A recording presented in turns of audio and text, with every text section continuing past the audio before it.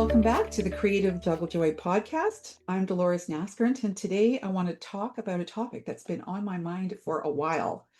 If you're listening and you've been curious about lettering, calligraphy, or how skills like these can quietly open doors into things like greeting cards, which I talk about all the time, or art licensing, or simply more confident creative work, this episode is for you. What I especially love about today's guest is how parallel our journeys are in ways that we didn't plan at all. Both of us started out studying design and multimedia back in the day. Both found our way to freelancing. We both fell deeply in love with the autonomy that creative work can offer, and both eventually to teach. In my case, that included 30 years in the high school class alongside, 20 to 30 students. And I was always doing two jobs. So that's why it sounds like I've done a lot of stuff. It's just I squished it all in there. Today, I am joined by Nicole of iPad Calligraphy. Nicole's work sits right at the intersection of lettering and digital tools and gentle confidence building learning. She has helped thousands of students step into lettering on the iPad in a way that feels approachable rather than intimidating. Nicole, I'm so glad you're here. Thanks for joining me. Thank you so much for having me, Dolores. I'm really looking forward to this conversation. I'd love to start at the beginning. I would love for you to share a little bit more about your background and how you first found your way into creative work and design. Sure, yes. Well, I guess I've always been drawn to creativity. As a kid, I really loved painting and drawing. Not that I was particularly good at it, I was just very enthusiastic. So skill didn't arrive until much later. But after school, I studied multimedia at college, and that gave me a really broad overview into a lot of creative fields like video editing, layout, and web design. And web design really stood out to me. I think I have a bit of a techie mind. So it was a good balance between left brain, right brain.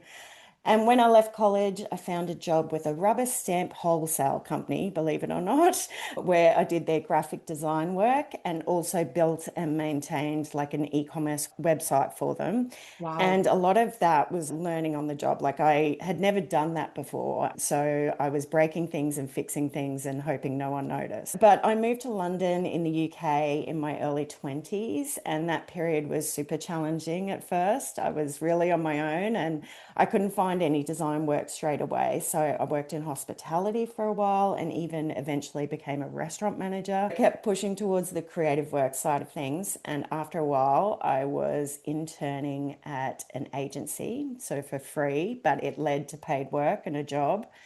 But after I was made redundant one day, sort of out of the blue, and I discovered the wonderful world of freelancing. So that really opened some incredible opportunities. I worked for some amazing brands like the BBC on the C website redesign. I Wow. did Moshi Monsters, which is that kids brand. I don't know if you know that one. No. Ted Baker, like a fashion label, Amnesty International. So there was just like a lot of really interesting projects that I enjoyed. And it really confirmed my love of freelance life, autonomy. It was just completely changed how I viewed creative work. And I knew I just didn't want to go back to like a full-time traditional role. So, yeah, that was very defining. That part of your story really resonates with me, honestly. Freelancing changes really how you look at the world and how you realize at that point, I can actually do this. I can make money, Yeah. and entrepreneurial side starts to come out. You start really realizing that creativity isn't just something you do on the side. It can actually shape your entire life and how you move through it. So at some point, lettering and calligraphy entered the picture for you. Do you want to talk about how that happened? Yeah, sure. So, well, lettering actually came into my life through a client project. I was working on something around 2015 and I wanted to create something that felt more handmade. So I started looking online for inspiration and I came across a hand lettering tutorial. It just completely blew me away because I'd worked in design for years, but I'd never really stopped to think about typography beyond choosing fonts. And Right. suddenly I was seeing lettering everywhere. Like once you see it, you can't unsee it, right? So Yeah. like shop windows, packaging, all this beautiful hand lettering was really standing out to me. But as I explored more, I realized just how many lettering styles existed. Because before that, my understanding was pretty basic. It was like script, sans serif, serif. That was about the extent of my knowledge. But once I started digging in, I saw that each style had its own structure and history. One of the biggest light bulb moments was realizing how styles actually shaped by the traditional tools that create them. So, like brush lettering has Right. really strong contrast because of the thick and thin strokes, because of the brush that's used to create it. And like pointed pen calligraphy, Yeah. like a style like copperplate, has a really different feel. It's like elegant with less contrast, but more regular spacing and form. So I've really liked to learn things properly from the ground up. So I landed on copperplate to start with, and I thought if I could understand, the foundations and the rules of that style, I could expand from there, create my own style, and really break those rules. So I took a few workshops in London and I spent a lot of time practicing. Instagram was very helpful for inspiration, and I also referred to books like Eleanor Winter's Mastering Copperplate Calligraphy. That was a great reference, and I just used a lot of guidelines and practice examples to work with. Awesome. I love that you started with the traditional tools first, or at least learning all of that. The foundations really matter when you're learning something like lettering, Yeah, even if the end result ends up being digital, it's yeah, the basis of the learning. One of the things I yeah. talk about, and especially during my 5 cards in 5 days challenge, is how powerful lettering can be if you're interested in greeting cards or licensing. I mean, you should just do it. You don't always need really complex illustrations. I just had this conversation with somebody last night. Lettering alone can carry a design and a message. From your perspective, why do you think lettering is such a strong entry point for people that explore digital creativity? Yes, well, I think it just gives you a creative toolkit to really pull from. Like, especially people that don't see themselves as particularly good at drawing or being creative, it just removes that barrier. So, you don't need to come up with anything from scratch. You're working with shapes that already exist. You learn how to arrange them and make beautiful art with them, and you can just rely on that muscle memory. So for a lot of people, that is incredibly freeing. Yeah. And the nice thing is, you don't need handwriting because you're not writing in the traditional sense. You're actually drawing different shapes and overlapping them. And it's a completely different skill. And that removes a lot of the intimidation. And I Yeah. think digital lettering is also a great entry point for Procreate or learning apps like that because you're naturally learning layers and pressure sensitivity, and you build confidence with your skills along the way without even really realizing it Yeah. because you're not overwhelmed or distracted. You're working towards a clear goal, and that focus carries you through to other creative areas. Yeah, and I guess there's also a mindful element too. Like it slows you down, even though it's digital, you're engaged with your hands and your focus. It feels really restorative rather than other digital tools. Yeah. Absolutely. I see that confidence shift all the time with my students, and I personally have experienced it. And I'd say quite recently in my own practice because I didn't do a lot of hand lettering, but last year made a Mm. commitment to myself that I was going to get better at hand lettering. And so I've Mm. been doing a lot more of it. I have realized exactly what you've just said, that you can create something intentional and finished, and everything else starts to feel more possible. The muscle memory, just the way you swing your hand or your wrist, how it Yeah. becomes second nature. You can just do it after a while. Yeah, So that's exactly right. that's what's happened to me. I can absolutely concur with what you're saying there. The movement itself, it allows you to sort of illustrate better as well, or it crosses over into your drawing skills, especially digitally, because you're just getting so comfortable with the Apple Pencil. A Yeah, great gateway. absolutely. one leads to being better with the other. Yeah. Absolutely. Mhm. Now, you talked about your journey, including a very personal and intense season of life. Would you be willing to share a little bit about that? Yes, no, of course, yeah, that's fine. About 6 months or so after I started my creative business, I unfortunately found out that my mum had leukemia. I was still living in London and my family was in Australia. So we knew that we had to go back. So my partner and I packed up 16 years of our life overseas and shut down everything in London and returned to Australia, which was probably part of our long-term plan, but we just realized that we needed to do it a lot faster than we originally intended. And for some reason, I just had this gut feeling that October was my deadline.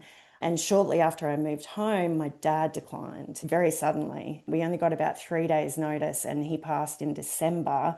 But I was able to be by his side. While it's a sad story, there's just so much positive in there because if I had not followed my instinct, I would have been in London getting a terrible phone call and trying to get a flight last minute. It would have just been horrendous. So I got to just be by his side. And then that time was also just full of visa work for my partner's Canadian, just like you.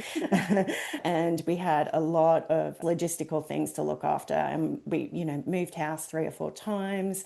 And we got more time with my mum, which was fantastic. But unfortunately, she did pass in 2020. She didn't quite get to meet him, but she knew I was pregnant. So that was another bonus positive out of that. So that season, yeah, it involved a lot of change and adjustment, but I had the flexibility with my business that I could just walk away when I needed to. I could give my attention to the family needs as well as my own emotional capacity.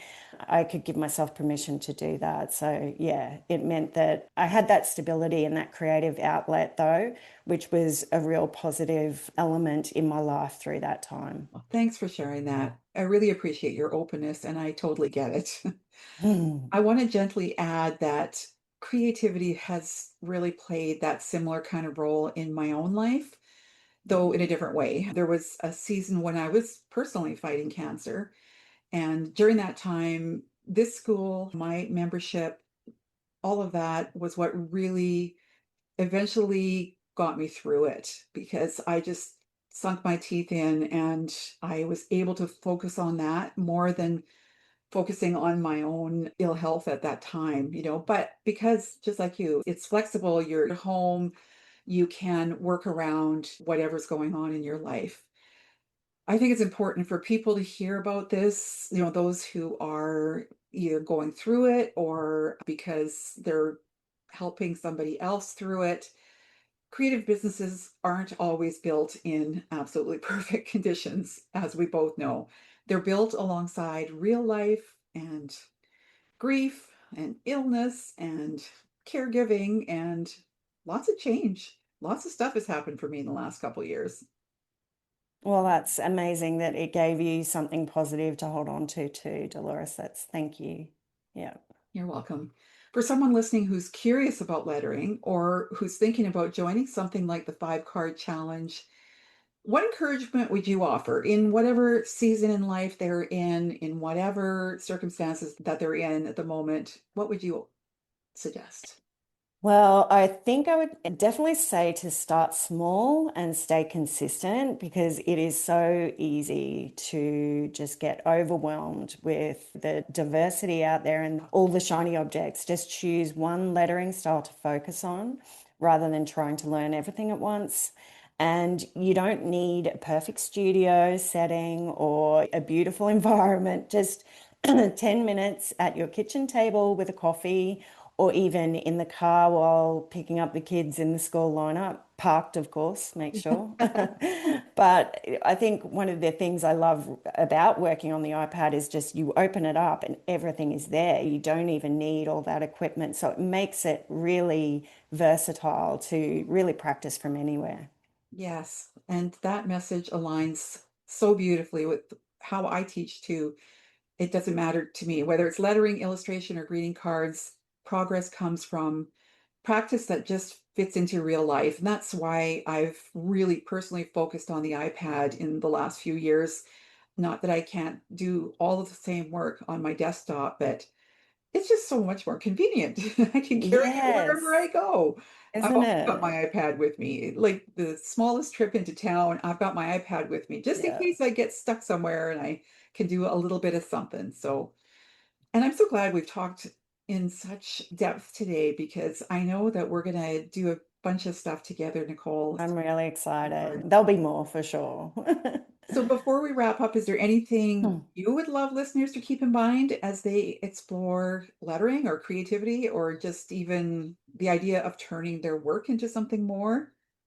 Yeah, I think just that message of that creativity doesn't have to look a certain way to be valid. You know, your creative time, your practice, it just needs to fit with your life, not someone else's.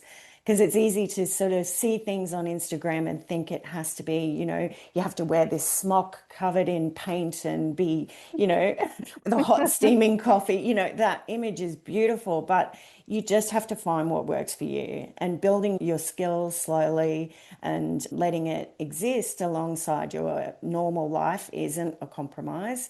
It actually is the thing that's going to lead to that sustainable and meaningful work. Yeah. Nicole, thank you so much for sharing your story with me today. Thank you for your perspective. I really appreciate the care that you bring to your teaching. And to everyone listening, thank you for being here. If lettering or greeting cards or art licensing have been calling to you, I hope this conversation gives you a gentle nudge to explore that curiosity. Keep creating, keep juggling, and most importantly, keep finding joy in the process.